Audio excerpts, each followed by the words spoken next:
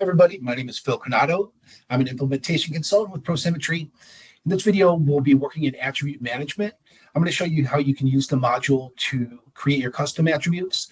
We'll talk about what are the different attribute types, maybe a little bit more about what are the common attribute types that I see customers use. It is a rather lengthy list of options that Tempus gives you in terms of what types are available. So I'm going to show you how within our Help Center you can quickly find a complete list of those definitions. I'll show you how you can use the module to configure the layout of your project and resource attribute page and sort of determine what order, what sections your attributes appear in.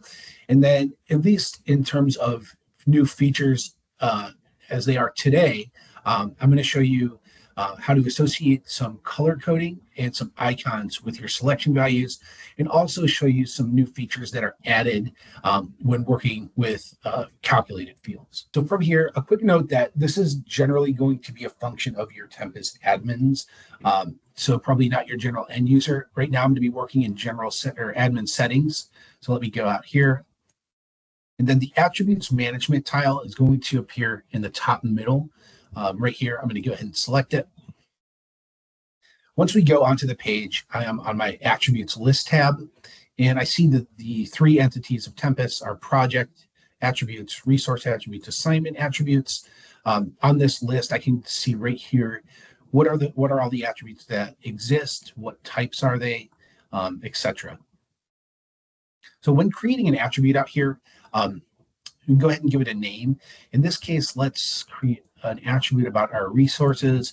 And what I want to know in Tempus is where are their location? What office do they work out of? So we'll create an attribute called home office location. And then I'm going to go ahead and select a type out here. So just a brief pause to talk about what some of these are. Some commonly used, or at least the most commonly used, we have our Boolean, which is a true false. We'll look at calculated fields here towards the end. Currency, dates, sort of self-explanatory. Selection value is what we'll set up now. So think of your selection attributes as a drop-down field. So you're going to be defining what are going to be those options that appear in the drop-down, and then you'll be limited to selecting only one of those. Multi-selection, similar layout, but you are able to select more than one attribute. Some of the functionalities within Tempus flow specific to your selection values. Quick example is if you're using Tempus What If and you're using an attribute to aggregate your resources, you're going to be limited to using your selection values to aggregate those resources. So string is going to be where you don't want to have the admin step of defining what are going to be your valid selections. So string will basically accept any value that you type into it. And then text, probably the other commonly used field. So if you want, think of this if you want a note section or a comment section, this is where you can have a box to keep notes in, and it will support rich text formatting. For a complete list of all these definitions, just to show how to quickly get out of here and get it into our Help Center, I'm going to click this question mark icon here, and then here I see this link into our Help Center. Please note, if you're not logged into the Help Center, it will ask for you to log in here. If it's your first time going into the Help Center, it will ask that you create an account. It's not going to be associated with your Tempus user ID or your Tempus password. It's completely separate, but pretty easy for you to set up. So from here, I'm just going to type, let me just type custom attributes. We'll hit the search here. And so here it comes up to attribute management, attribute list. I'll just click into here. And then as I sort of start browsing this page, I see here's my custom attributes, and then here are all the types along with the definition for each of those types. Okay, so I'm going to exit out of this real quick and we'll continue with creating our attribute. So we want this to be a selection type attribute. And then I'm just going to give examples. So 3 hypothetical locations for the home office. We'll say we have a Dallas office, we have a Chicago office, the New York office.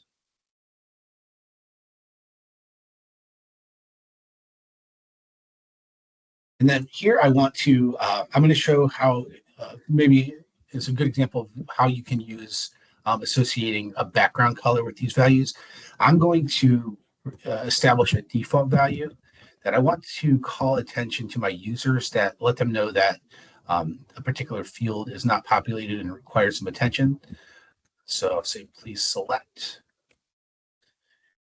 And when we have a resource record that has this in our resource management list, I want that to appear as yellow to give me a visualization that there needs to be an action taken. We also can associate icons out here. So if these are populated, we will do, let's give a green thumbs up, all that are populated.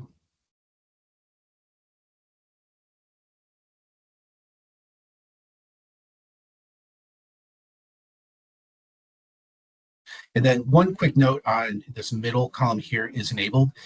When you're creating an attribute, this is generally going to be toggled. What this is useful for is when you're retiring a certain value. For example, if we're no longer hiring resources in our Chicago office, I can go ahead and eliminate that. And it will not force me to take action on the resources that are already populated at Chicago. It'll simply restrict me from populating any new resources with that value. You can also order out here where your selection values are appearing. We'll go ahead and make this alphabetical, like that. Then here's where I'm going to define this default value. We also can make the fields be read-only. We can require them to be unique. An example of this is maybe if you're bringing in an employee ID from an outside field, Tempus will run a validation just to ensure that you're not you don't have two employees out there mistakenly using the same employee ID. And you can also note here if something's required. If you note a field as being required and you're working within a resource record in this case, and the value is not populated, you will get an error message pointing out to you that there is a required field that needs to be addressed. So let's go ahead and create this. And then we'll go take a look at what we've created, how this looks in the UI. So from there, I'm going to go out and going to go into our resource management. And from here, I'm just going to go ahead and pull in that field. So let me search for our home office location. So right away, I see the values need to be selected by the color coding that we've associated here. And as I go to select, I see the 3 valid selection values that we've just set up here. And I can just populate accordingly. Delete a bunch out here.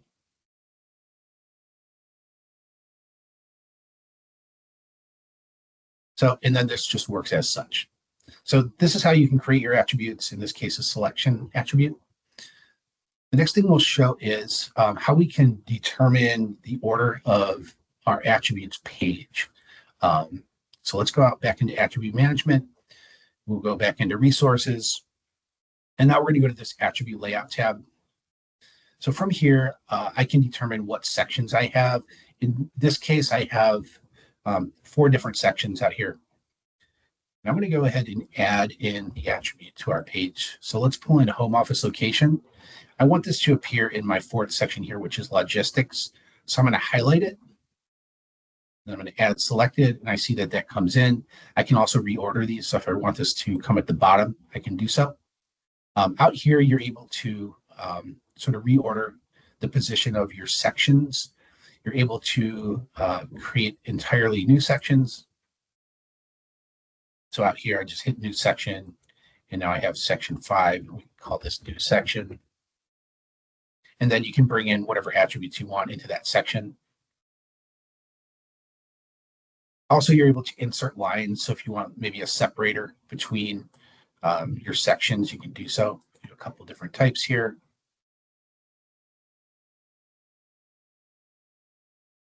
If you want to insert a piece of text, for example, you can do here we have the title, which is bolded, body, which is sort of the middle, and then small text out here. So, and then you're able to just modify those directly out here, and then you can drag them around to wherever you want them to appear. So we'll go ahead and save this. Now let's just go do a quick demonstration of what this looks like within our resource records. So I'm just going to open up Irene's record here. And we'll go into our attributes page. And then from here, I should see what's been updated.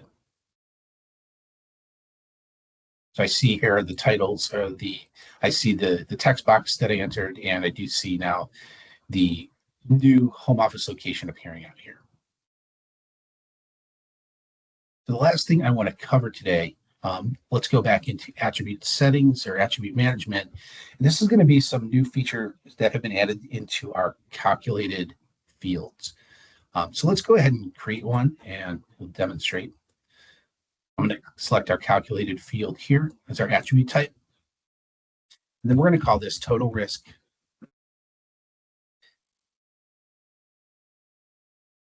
And then from here, prior to this, I did go out and create some numeric fields that we're going to be able to use in our expression, which we'll see here in a minute.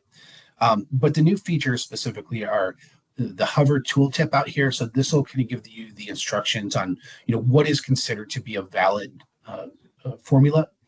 And as we're typing through, Tempus will be running a validation, and it'll let us know if there's something we've put in place that is not giving us a valid formula. Now, the new feature here that I find very particularly helpful is the quick selection of attributes. So I'm going to start by typing a quote mark.